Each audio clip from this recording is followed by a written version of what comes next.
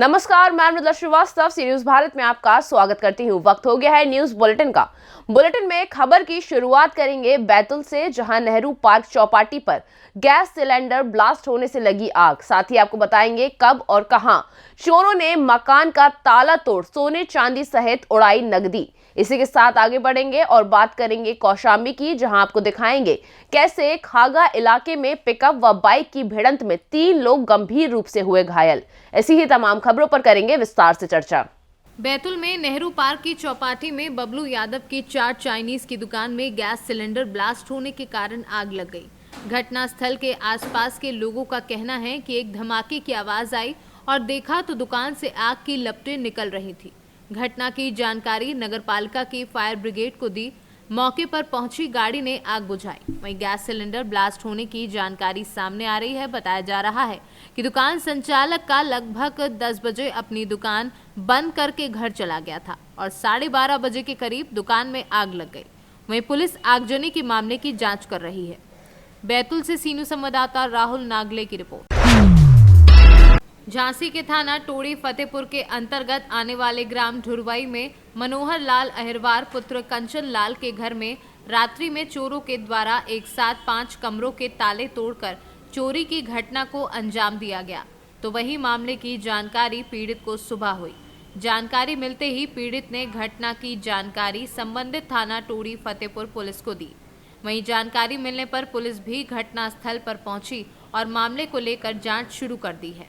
दादा, क्या नाम है आपका? मनोहर लाल अहिरवार, रिटायर्ड शिक्षक। पिताजी का नाम है स्वर्गीय श्री कंचन लाल अहिरवार, निवासी ग्राम ढुरवई, थाना टोड़ी फतेहपुर, जिला झांसी। आपके यहाँ पे क्या घटना हुई है? हमारे यहाँ चोरी हो गई। क्या क्या ले गए हैं चोर? हमारे यहाँ पूरे 5 कमर के तारे टूटे थे और बक्सा, बड़े बक्सा का तार टूटे, एक छोटे बक्सा का तार टूटे थे। उसमें 5,000 रुपया नगद थे और अम्मा की 8 भाई पायले, 8 भाई चांदी की चूड़ी और नाक की कील, जितना सामान ले गए। आपने थाने का सूचित किया? हाँ, हम रहते हैं पलेरा में है। हमें सूचना मिली कल शाम के 6:30 बजे। हम सुबह यहाँ 11 बजे ढुरवई आए हैं और ढुरवई से फिर हम थाने गए 12 बजे। वहाँ पर प्रार्थना पत्र दिया और दरोगा जी जाँच करने आए है। तो बेफोटो ले गए सामान की और बे दे गए, बस मोबाइल नंबर ले गए, नाम ले गए। उन्होंने क्या किया है? हम बताएंगे, 2-3 घटना घटी है चोरी की, तो पता लगेगा तो हम बताएंगे। ये कहेगा, शासन देगा। झांसी से सीनू संवाददाता आशुतोष गोस्वामी की रिपोर्ट। खबर कौशाम्बी से है, जहां खगडेरू थाना क्षेत्र के तकीपुर कठरिया गांव के समीप पिकअप व मोटरसाइकिल की आमने सामने भिड़ंत हो गई, जिसमें मोटरसाइकिल सवार एक महिला सहित 3 लोग गंभीर रूप से घायल हो गए, जिन्हें ग्रामीणों की सूचना पर पहुंची एम्बुलेंस सेवा से उपचार हेतु सामुदायिक स्वास्थ्य केंद्र हरदो भिजवा दिया गया, जहां पर परिजनों द्वारा घायलों की हालत चिंताजनक बताई जा रही है। कौशाम्बी से सीनू संवाददाता नवदीप त्रिपाठी की रिपोर्ट। खबर महाराजगंज से है, जहां थाना क्षेत्र के निचलौल सिंदुरिया मार्ग पर बुधवार रात करीब 8 बजे सड़क हादसे में एक बाइक सवार 4 लोग घायल हो गए। वहीं हादसे की सूचना पाकर मौके पर पहुंची पुलिस चारों घायलों को लोगों की मदद से एम्बुलेंस के द्वारा सामुदायिक स्वास्थ्य केंद्र निचलौल में भर्ती कराया, जहां पर चिकित्सकों ने 2 युवकों को मृत घोषित कर दिया, जबकि 2 युवकों की हालत बिगड़ते देख प्राथमिक इलाज के लिए जिला अस्पताल रेफर कर दिया है।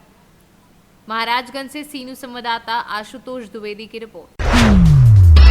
प्रयागराज के नैनी थाना क्षेत्र के एडीए मोहल्ले में शव मिलने से हड़कंप मच गया। मिली जानकारी के अनुसार बरेली जिले के बहेड़ी शेरगढ़ का रहने वाला शरीफ अहमद पुत्र तय्युम खान एक पखवाड़े में पहले नैनी में आकर किराए में कमरे में रहता था और नारियल पानी की दुकान चलाने लगा।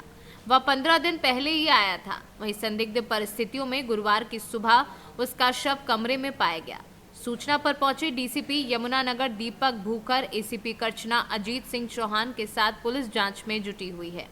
शव को कब्जे में लेकर पोस्टमार्टम के लिए भेज दिया गया है। क्षेत्र में बढ़ती है, इसमें एक शारिफ नाम का व्यक्ति है, जो उसका एक और साथी शान उसके साथ यहाँ पे नारियल पानी बेचते हैं। तो जो शारिफ है लड़का, उसकी डेड बॉडी यहाँ पे मिली है और इसमें उसके शरीर पे कोई जाहिरा चोट के निशान नहीं है। तो जो कॉज ऑफ डेथ है वो पीएम के बाद ही एस्टेब्लिश होगा जो उसका साथी है उससे पुलिस पूछताछ कर रही है और जो अन्य तथ्य भी सामने आएंगे उससे आपको अवगत करा दिया जाएगा। तो घटना की जानकारी कब हुई है? ये सुबह मॉर्निंग में पुलिस को सूचना मिली थी और सूचना मिलने के बाद तत्काल SHO ACP और मेरे द्वारा यहाँ घटनास्थल पे विजिट की गई। कहाँ कहाँ चोट के निशान उसके पाए गए? देखिए अभी जाहिरा कोई चोट का निशान नहीं है, उसके मुंह से थोड़ा ब्लीडिंग हो रही है, तो बाकी कॉज ऑफ डेथ जो है वो PM से ही एस्टेब्लिश होगा। प्रयागराज से सी न्यूज संवाददाता मंगला प्रसाद पटेल की रिपोर्ट। छत्तीसगढ़ आंगनवाड़ी कार्यकर्ता सहायिका संघ के द्वारा संयुक्त मंच प्रांतीय निर्णय के अनुसार अपने 6 सूत्री मांग को लेकर आज जिला मुख्यालय कांकेर में जंगी रैली निकाल प्रदर्शन किया। जिले के सभी आंगनवाड़ी कार्यकर्ता सहायिका अपने मांग को लेकर 28 जनवरी से जनपद पंचायत समीप अनिश्चितकालीन हड़ताल पर बैठी हैं। जिलाध्यक्ष जयश्री राजपूत ने इस दौरान क्या कुछ बताया, आइए आपको सुनवाते हैं। नहीं मिलना चाहिए। हम लोग इतना मेहनत करते हैं, इतने साल काम करने के बाद खाली हाथ घर लौटते हैं। हमको पेंशन, ग्रेजुएटी, जो समूह बीमा है, कोरोना काल में काम किए हमारी कई कार्यकर्ता ऐसे हैं जो नहीं रही, उनको भी कोई बीमा नहीं दिया गया है। बहुत सारा ऐसा समस्याओं से हम कार्यकर्ता गुजरते हैं। तो हम शासन से ये बोलते हैं कि हमको इतने महंगाई में कम से कम हमको जीवन यापन के लायक मानदेय दे, तो उसमें हमको कलेक्टर दर लागू करे, क्योंकि वो घोषणा में पत्र में लिखे हैं और 4 साल बीत गया है, अब 6 महीना बाकी है। तो हम शासन से यही कहेंगे कि हमको कलेक्टर दर दे और हमको ये मजबूर मत करे कि हम अनिश्चितकालीन हड़ताल पर बैठे रहें। छत्तीसगढ़ से सी न्यूज संवाददाता दीनदयाल साहू की रिपोर्ट। नारायणपुर में हुए जनजातियों पर प्राणघातक हमले एवं प्रदेश के बढ़ते धर्मांतरण के विरुद्ध जसपुर में धरना प्रदर्शन कर हिंदू समाज के सैकड़ों लोगों ने बुधवार को हनुमान चालीसा का पाठ किया। वहीं जसपुर नगर में रैली निकाली और अपनी मांगों को लेकर कलेक्टर के नाम ज्ञापन सौंपा। हिंदू समाज ने अब दोषियों पर उचित कार्यवाही करने की जिम्मेदारी जिला प्रशासन से की है। यदि जिला प्रशासन ऐसा करने में विफल होता है या हिंदू समाज के हितों की रक्षा करने में असमर्थ साबित होता है, तो इसके बाद समाज अपने स्तर पर आवश्यक प्रतिकार करेगा, जिसकी संपूर्ण जिम्मेदारी जिला प्रशासन की होगी। और आज जशपुर जिला में भी लगातार चारों ओर चंगाई सभा लगा के धर्मांतरण हो रहा है। आज मैं आपके मीडिया के माध्यम से कहना चाहती हूँ कि जितने भी ईसाई समाज और फादर लोग धर्मांतरण कर रहा है वो धर्मांतरण करना बंद कर दें, नहीं तो हम लोग ईंट का जवाब पत्थर से देना जानते हैं। और यहाँ हनुमान चालीसा का पाठ किया जाता है। धर्मांतरण के विरोध में यहाँ हनुमान चालीसा का पाठ करके शांतिपूर्वक हम लोग ज्ञापन दिए हैं, धर्मांतरण बंद करें और धर्मांतरित कराने वालों का साथ देना सरकार छोड़ दे। जसपुर से सी न्यूज संवाददाता जयप्रकाश रवानी की रिपोर्ट। प्रतापगढ़ में ज्ञानदेव विद्या मंदिर जगदीशपुर का वार्षिकोत्सव समारोह बड़े ही धूमधाम से मनाया गया। विद्यालय के बच्चों द्वारा रंगारंग कार्यक्रम की प्रस्तुति की गई। कार्यक्रम के मुख्य अतिथि समाजसेवी पंकज मिश्रा के द्वारा नवनिर्मित शिक्षण कक्ष का उद्घाटन भी किया गया। कार्यक्रम के अंत में विद्यालय के प्रबंधक हरिशंकर तिवारी द्वारा आए हुए अतिथियों के प्रति आभार व्यक्त किया गया। प्रतापगढ़ से सी न्यूज संवाददाता रोहित जायसवाल की रिपोर्ट। प्रतापगढ़ के प्रभारी मंत्री नितिन अग्रवाल लोक निर्माण विभाग के गेस्ट हाउस में प्रेस वार्ता के दौरान समाजवादी पार्टी व राहुल गांधी पर जमकर निशाना साधा। तुष्टीकरण, जातिवाद व परिवारवाद का आरोप लगाया, तो वहीं कांग्रेस नेता राहुल गांधी दिमागी मानसिक संतुलन खोने व अपने परिवार का इतिहास पढ़ने को भी कहा।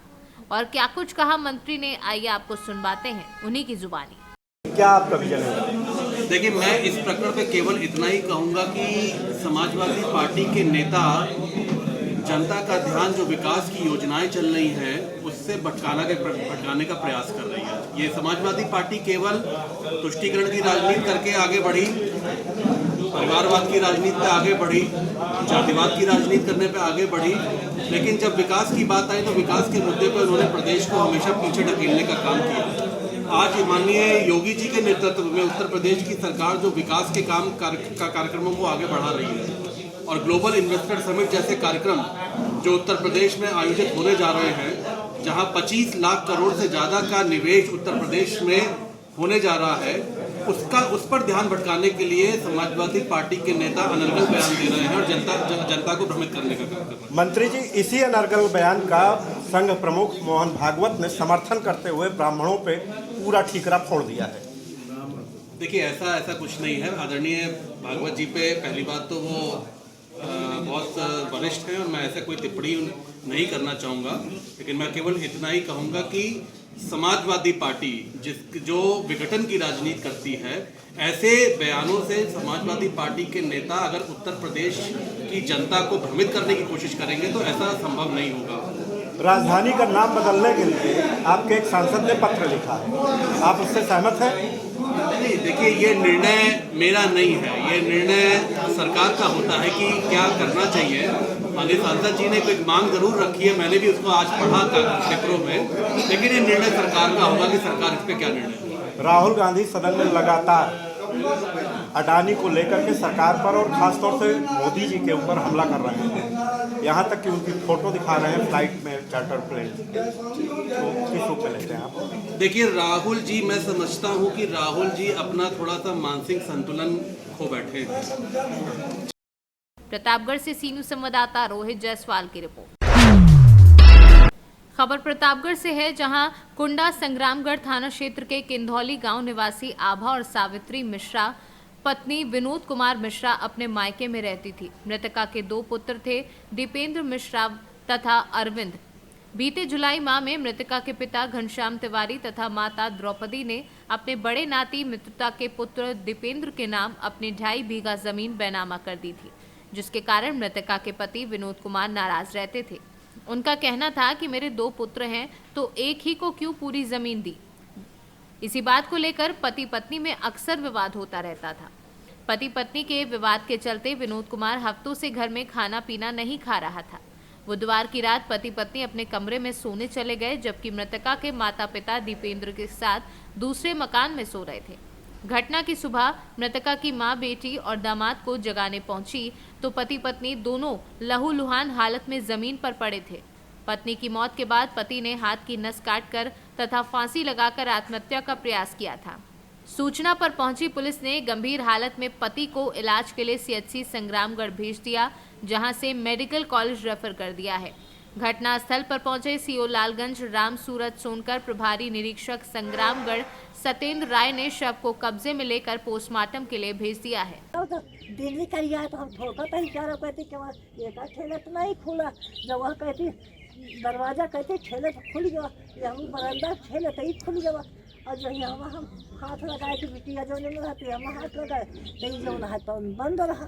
हाँ। तो हम सोचे अंदर से बंद किए बहुरी और जब जो है तो वो नहीं खुला तो और ऊपर से तो बाहर से सकड़ी बंद कर रहा, ये सकड़ी बंद रहा, गाड़ी खोल दे रहा। दामाद कहाँ रहे यहाँ पे? हम हुआ सोई दामाद यही रहे ने, 2 जने परा रहे, यही परा रहे ने, दोनों जने बैठिए उन्हों की रे परा रहे, उनका मार के अपना पहुला रहे।